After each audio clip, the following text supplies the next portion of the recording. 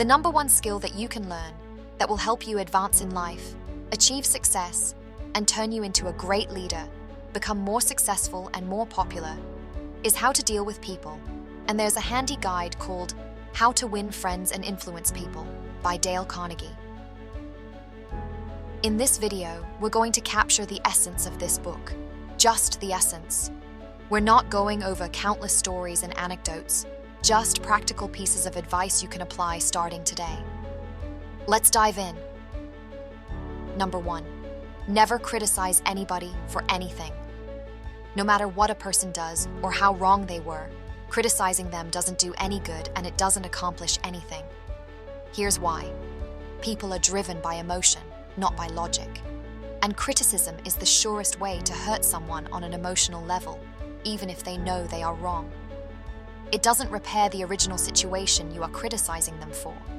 It will trigger a freeze, fight, or flight response in them, as they will feel attacked, so they will either condemn and criticize you back, defend themselves, or find excuses. We all do that. It's just how people are.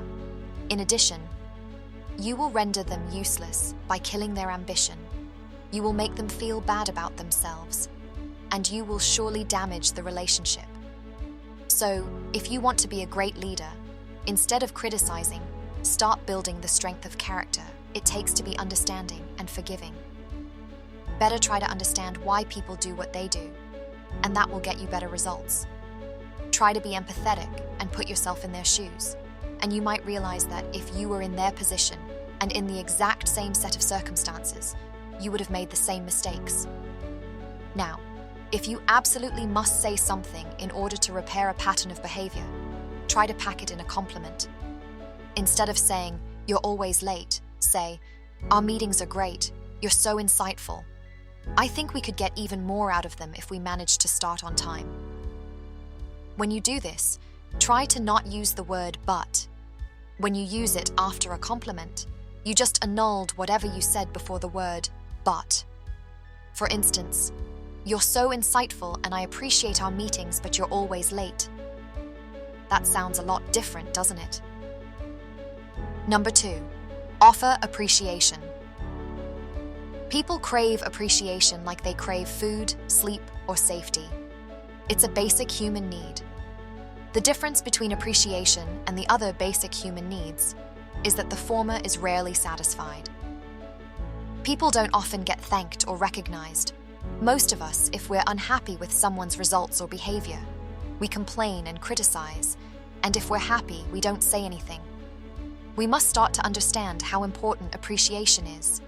The way we feel the need to feed our family, friends, and employees with food, we should feel the need to feed their self-esteem with appreciative words. It might take you only a minute to say something sincere and kind to someone, and they will remember it for years. You will encourage, incentivize, and develop the best in that person by doing so. Even if it's just sending an appreciative remark to the chef at your favorite restaurant, don't miss that chance to offer appreciation. It will make you feel great too. Number 3, stop thinking about yourself and your wants. By thinking in terms of other people's interests, you are more likely to get the best out of any situation. Kind of like when you go fishing, you need to bait the hook with worms, because that's what the fish want. You wouldn't go fishing and bait the hook with strawberries and try to convince the fish to your ways. Similarly, when you open a business, you need to think about what your clients want and how you can satisfy their needs, and that will get you what you wanted in the first place: the profit. So next time, when you want something and you need other people to do it, instead of thinking about yourself, think about what's in it for them. That will get you results much faster. Note that the point here is not to manipulate, but to find a solution everybody must benefit from. Number 4, become genuinely interested in others. If you want to come off as an interesting person, develop a habit to show interest in other people. As Dale Carnegie puts it, if you want to be interesting, be interested. Show some enthusiasm for people. Give them some attention, kind of like the man's best friend, the dog. Talk about them and their interests. Listen with curiosity when they speak. Show sincere admiration. We all like people who admire us. Be empathetic. You will benefit from this by making friends everywhere you go. Number 5, smile. The expression on your face, your personality, and charm can bring you more success than words. A smile is simply captivating, and it brightens the mood and day of everyone who sees it. It is so powerful that it comes through even in a telephone conversation, which is why many companies train their employees to smile when on the phone. If you don't feel happy, just force yourself to smile as feeling follows action. And your day will turn around in a minute. Imagine how much better any conversation can go when you go in smiling. It's so simple, it's free. It creates happiness, and it's the best way to make any problem go away. Number 6, remember people's names no matter who you are. Imagine if you work in a company with hundreds of employees and the CEO greets you by name in the elevator one morning. Don't you suddenly feel more valuable? When you use someone's name, it shows that you value and respect them as an individual. It demonstrates your interest in the person. It is essential for networking and making a good impression. It builds business relationships. It boosts your confidence to approach and connect with that person. Number 7, listen. During a conversation, people are so focused on what they are going to say next that they don't even listen to what it's being said. The truth is that being a good listener is a much more appreciated trait than being a good talker, and the ability to listen is so simple yet so rare. And sometimes that is all people want from a conversation. The irony is that you come off as a better conversation partner if you talk less and listen more. Think about people who always talk about themselves, interrupt, jump in with their opinions and experience, and you will realize how uneducated and obnoxious they seem, regardless of how intelligent they are. All you need to do to apply this is let the other person speak, keep your ears open, and ask questions that encourage them to continue to speak. A lot of times you will also get more from a conversation by listening than by talking. Number 8. The best way to win an argument is to avoid it. Never argue with anyone, because when you enter an argument, you are inevitably saying that the other person is wrong. In doing that, they would either get in a defensive position or get ready to battle with you. In both cases, you are making things harder for yourself. Isn't it easier to talk to someone when they are calm and agreeable and willing to listen? Plus, there is no way you can win an argument, and here's why. You might end up losing.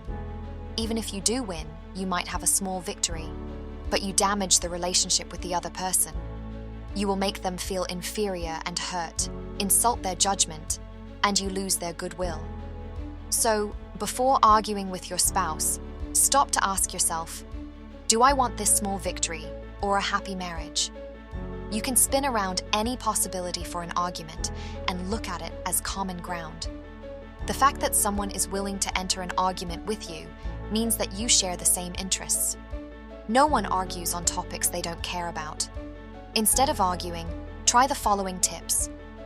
Consider the possibility that you may be wrong right from the start, and tell that to your opponent. No one gets ready to battle when you say, I might be wrong, let's talk about this. Control your temper. With your first reaction, you are more likely to be at your worst, not at your best. Listen to your opponent. They might have some good points you haven't considered. Refrain from using strong statements like, absolutely. Ben Franklin became the most diplomatic man in American history by using this rule. He forbade himself to ever use words that conveyed a fixed opinion. That prevented him from ever contradicting anybody. Be fair, broad-minded, and open. That will inspire your opponent to do the same, as people tend to mirror each other. If there is really disagreement on an important topic, postpone action to give everybody time to think through the problem. Important to remember here is that you can tell someone they are wrong by just a look or a gesture, just as well as you can do it in words. So you have to actually use a little diplomacy, not just become passive-aggressive. Number 9, own your mistakes. We all make mistakes. Take responsibility for your actions and own your mistakes. That's simply easier than looking for excuses, defending yourself, and listening to criticism from others. Think about it. If someone is already thinking bad things about you, why give them the chance to say it? Admitting when you make a mistake can be tough, but it's often better than getting criticized by someone else. When you say, "I messed up," it gives you a chance to learn and get better. You'll feel relieved and can focus on finding solutions. When you're trying to convince others or solve problems, being honest about your mistakes can actually make your position stronger. It shows that you're humble and willing to learn, making people more open to your ideas. Number 10. Instead of telling people what and how to do something, give suggestions or stimulate them with questions to come up with their own ideas and solutions. This will encourage cooperation instead of rebellion. The other person will feel empowered. You will stimulate their creativity, and you will give them a chance to learn from their own mistakes. When you ask open-ended questions or give suggestions, you create an environment where people feel like their thoughts matter.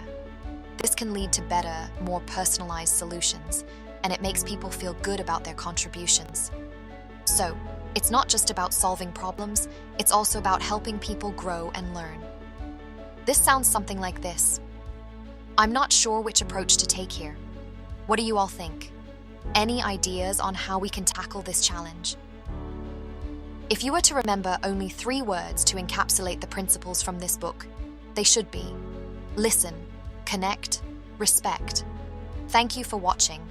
If you enjoyed this video, here's a chance to show some appreciation with a like and subscribe. Keep reading, keep learning, and I'll catch you in the next video.